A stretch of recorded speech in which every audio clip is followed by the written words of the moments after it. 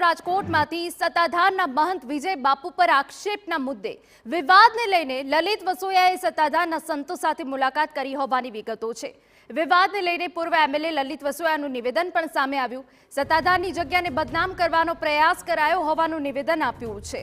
મહંત વિજય બાપુ પર લગાવેલ આક્ષેપો પાયા વિહોણા છે। અમુક લોકો દ્વારા વિજય બાપુને બદનામ કરવાના પ્રયાસ થઈ રહ્યા છે।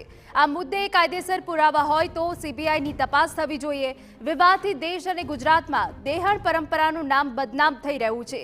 સત્તાધારની જગ્યા મુદ્દે રાજકારણ ન થવું જોઈએ। સત્તાધારની જગ્યાનો ચાલતો વિવાદ શાંત થવો જોઈએ।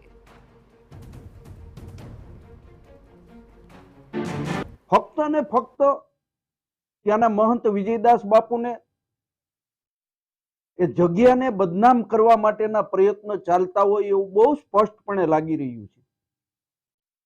કાનૂની પ્રક્રિયામાં કોઈ વસ્તુ આવી નથી કે એના માટેની કોઈ પ્રક્રિયાઓ નથી થતી, નથી કોઈ ઠોસ પુરાવાઓ રજૂ કરવામાં આવતા।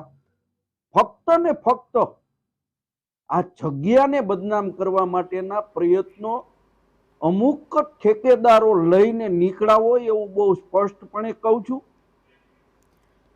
સમાચાર